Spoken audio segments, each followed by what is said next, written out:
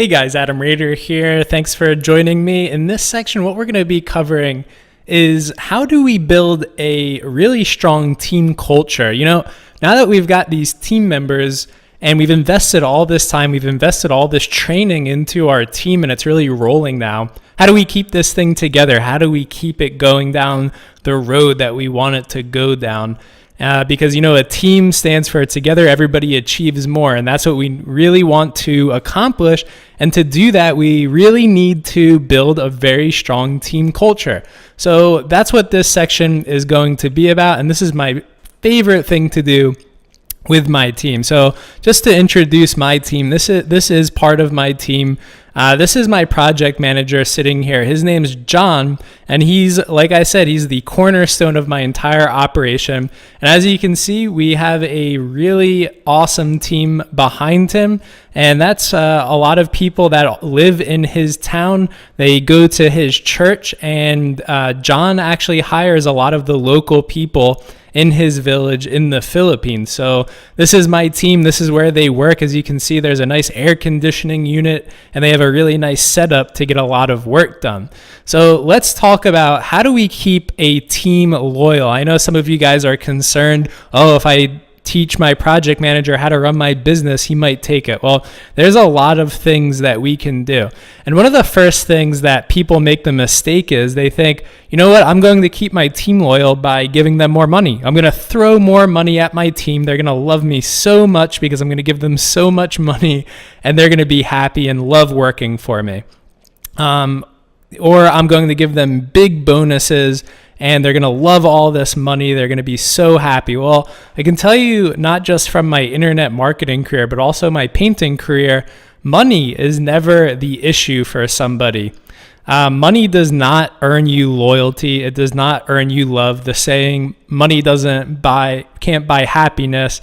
Money can't buy you love. This is two totally true things that I found in a lot of my businesses. I have given bonuses. I have given people raises, and people, their attitudes stay the same about you. Money has no bearing on how hard somebody is going to work. What people do want is people want to feel appreciated for the work that they're doing, and they also want to feel secure, like they're not walking on eggshells when they're around you.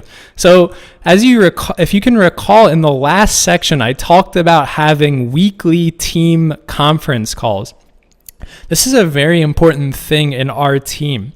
What we do is once a week, I get my whole team on a conference call, and I individually pick out each person in my team and I tell them what an outstanding job that they've done in the previous week and how we can also improve going forward. So what I'm doing is I'm taking each person and acknowledging their contribution to our business and making them feel appreciated and telling them how they're helping our business to grow week after week.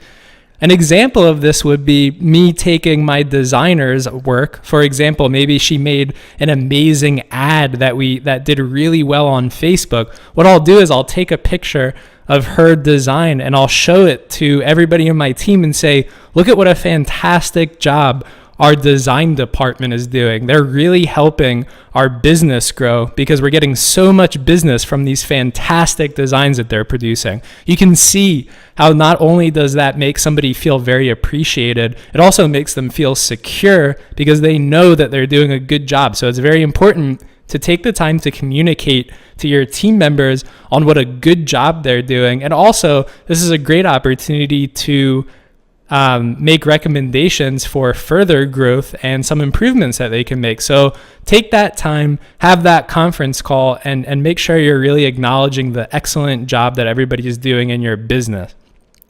There are other ways to also make people appreciated and feel very secure. And I'm going to show you what I've done with my team. This is a picture of the office that my team works in, and all of the computers in the office I purchased for them.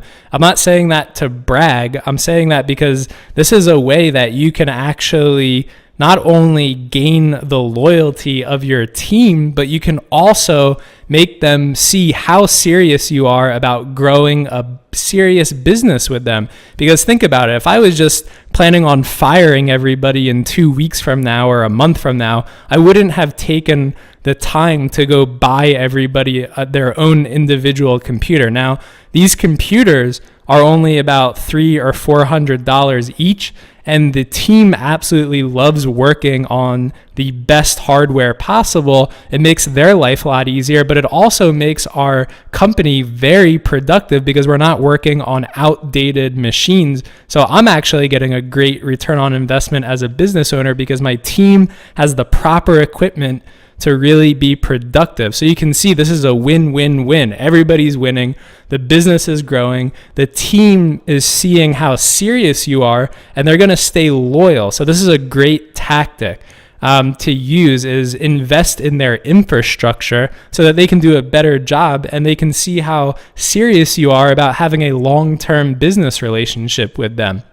So now that we know money isn't necessarily the cure to having a loyal team, we can now move on to one of the big fears that I have about having a big team. Now, this is something that I personally faced and I want to talk about. And that was, oh man, like if I have this big team, if I have all these team members, what happens if we get slow? Like what happens if the advertising like Facebook gets all weird and we're not making money? Or what happens if I don't have any work for them for a certain week of the year and I just run out of ideas? Well, I'm going to show you how I handle that in my business. Now, when these things are going to occur, let's just get that out of the way. You are going to have slow weeks. You might even have a slow month, and that's okay, because I'm going to show you how you can turn these possibly negative times into a very positive experience for your team. So what we do is I actually, because my team is located in the Philippines, for a fairly low amount of money, probably about $300 to $400, you can send your team on a wonderful trip. So right here is a picture of my team. I sent them on a whitewater rafting adventure that they had mentioned that they always wanted to do. So what I said was to my project manager, how much is that going to cost? Here's the money. I'm going to PayPal it to you right now. Go take the team on a wonderful whitewater rafting adventure next week because I need to think about how I'm going to grow the business moving forward. So have fun, relax, and enjoy yourself. And you can see when you send your team on these adventures, not only do you not have to worry about providing work for them, they're also really gelling. They're building experiences together and they're becoming closer as a team, and money cannot buy that. So these are some really cool tricks that you can do, some hacks that you can do to really build a strong team culture. Now, when your team returns, they're just thinking, wow, this guy's cool. What a cool boss. He just sent us on this fun trip that we always wanted to go on, and he paid for it. So it's a cool way to earn the trust and loyalty of your team long term. And you're showing them, again, that their jobs are secure and you're still in business. Another thing that we did over the Chinese New Year, we kind of slowed down and I sent them on a nice beach resort. And here's another picture of them having a ton of fun by the pool while I was getting our next year of business plans in line, because I just wasn't going to be able to provide work for them. So we figured what a great opportunity to go on a vacation. Now, some of these things like this trip did cost like $500 or $600, and some of these things are fairly expensive if you're not making a lot of money online, but there's other things you can do that are way cheaper and have the same effect. So this was a day where my Shopify stores just weren't doing good. And I said, hey, call the local pizza delivery service, and why don't you guys just take the rest of the day off and have a pizza party, right? So that's pretty cool. It's unexpected. You're showing how much you really care about the enjoyment of your whole team, and it allows you to get some space to really work on the business growth of your business. And at the same time, you're building a very strong team culture. So you don't need to necessarily send your team to a 5-star Ritz-Carlton resort vacation. You could simply just say, hey, where's the nearest pizza delivery? And give them the rest of the day off to enjoy themselves and eat pizza. So I hope this has given you some insight into how to not only build a team, but keep them long term. I plan on bringing my team into any business model that I do in the long-term future. I can move them from business to business because they're not loyal to my Shopify store. They're loyal to me as a project manager, as the boss of the entire operation. So where I go, I can bring my team with me. And you should definitely try to do the same. Get some key players on your team and start building today. So I hope this helps, and I hope that you're able to take these techniques and these tactics and apply them immediately into your growing e-commerce business.